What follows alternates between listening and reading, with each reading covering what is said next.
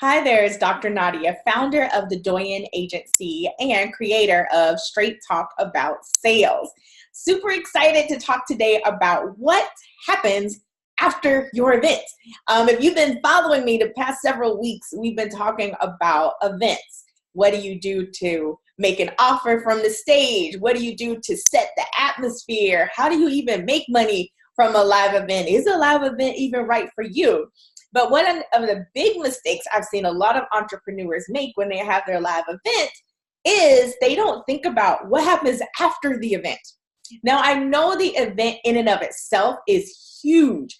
Pulling that together, getting those people in the room, sharing your amazing transformational content, inviting people to work with you further. It's a lot. There are a lot of moving parts, and it can be very exciting. However, there is a piece that happens after the event. What happens after the event? What happens to those people that maybe didn't say yes or were on the fence? Or what about those people that are brand new to you? This is their first time experiencing you, and they're like, I'm kind of digging this, but what happens next? So today I wanted to share a few strategies as you're building out your event to think about what happens after the event. Because here's the thing. After the event is sometimes just as important or more important than what happens during the event. So a lot of times, sometimes we just say, we have an event, we do whatever we do, and we're like, done, it's over. But that's not the case. You want to really leverage the beauty of a live event, the power of a live event, and also really take it to the next level in terms of profitability. You have to think about what happens after the event. All right. So the first thing is map out your plan before your event. Because here's what I know. After a live event, you are tired. There are so many moving pieces. Heaven help you if you moved and you actually you flew to another location. So you hosted your event somewhere else. I've done that before. OMG. It's like, ah! So when you are done with your event, you're tired. You have a lot of other things sometimes that are going on with venue, with new clients, that there's just a lot of moving pieces that you're dealing with, or logistics, you and or your team. So you want to think about this entire strategy before the event.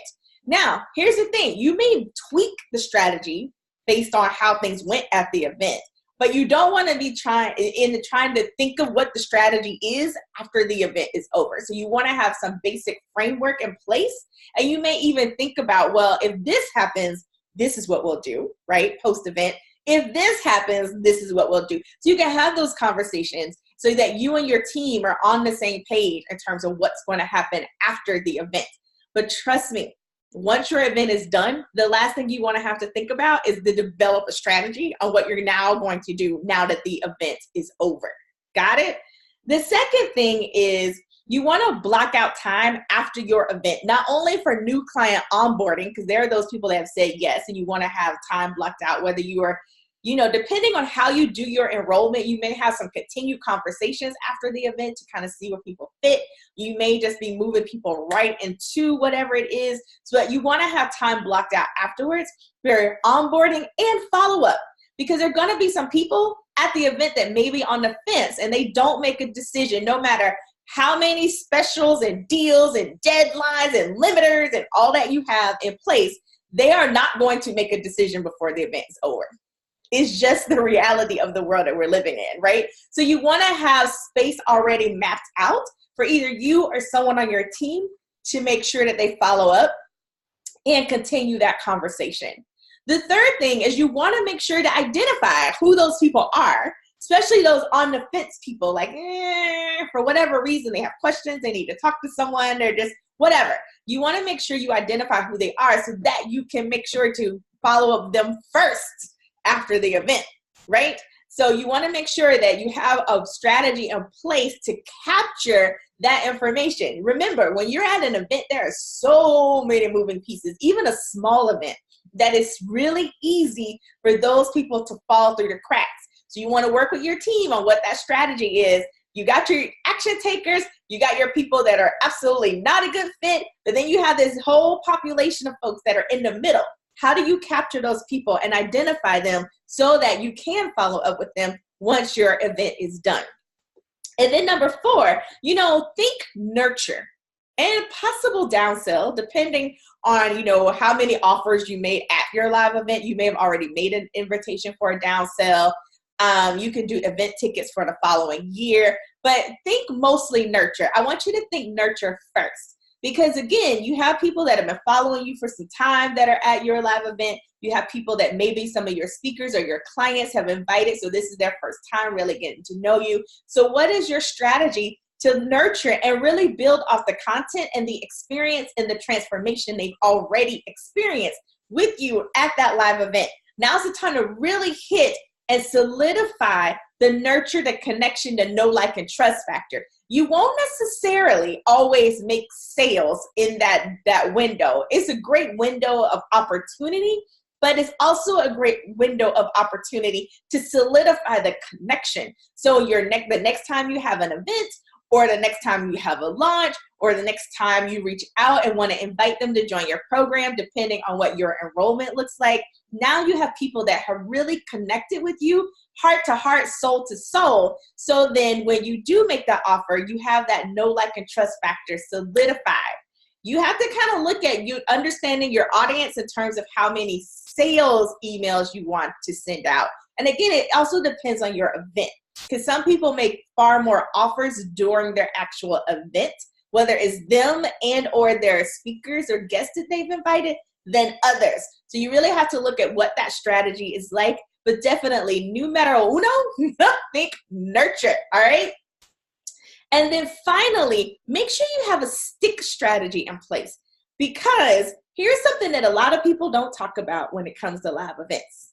I hear it all the time. I had this event and we made $19 gajillion, right, in sales.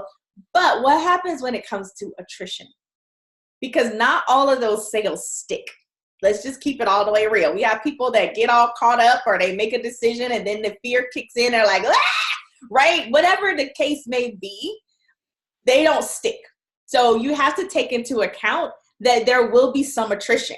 But there are things that you can do to make sure that the right people stick. So you want to develop a stick strategy and implement that as quickly as possible. So the best strategy is to be able to start sticking stuff immediately. So as soon as their deposits are paid, or their first payment, or however you have that structured, you want to be able to start to implement and launch your stick strategy to cut down on your attrition rate. But everyone has attrition, so don't freak out. It happens. So you definitely want to look at what that looks like. Keep it as low as possible. And of course, that as you look at your different standards and things that you process that you have in place, obviously that'll get better over time, but it happens. And we don't talk about it a lot, but it happens. All right. So those are the top 5 things I wanted to share with you around what happens after the event. Having your follow-up. We've heard it a lot. The fortune is in the follow-up. And, live events, it's a very great way to do it. Like I said, you have the interaction. You have people really getting to experience you. There's massive transformation taking place. This is great. But sometimes after the event is over, it's like, I'm done. And I get it. I've been there. I've hosted my own multi-day live events, and I'm like, woo! I had the nerve to do one out of my own, not in my state. So I was traveling. Good grief. Talk about stress and pressure and exhaustion to a whole nother level. So I wanted to share those with you. And I'm really excited to announce that next year, 2 of my colleagues and I are putting together a multi-day training on how to get this done, right? How to pull together your event, what you're going in terms of venue selection. So we have a certified event planner, meeting planner on the team is going to be sharing her insights and strategies so that you don't get hemmed up signing some contract that's not to your benefit. We're going to talk about how to get the right people in the room, your attendee experience. And then, of course, I'll be there to talk about how to actually have a profitable event and what it looks like to create that strategy. So if that is something that you're interested in, either for 2019, 2020, or beyond, go ahead and click the link below and sign up for our wait list. And we'll be sharing more details as we release them in the coming weeks and months. So be sure to click below, fill out the form, get on our wait list. This event is going to be phenomenal. And I'm so excited to share this because I just know from personal experience how transformational live events are, not only for your attendees, but also for you and your business. All right, so this is Dr. Nadia with another episode of Straight Talk About Sales. So excited to, work with you on live events and all things of taking your business and your sales to the next level. Signing off. I'll talk to you again soon. Bye-bye.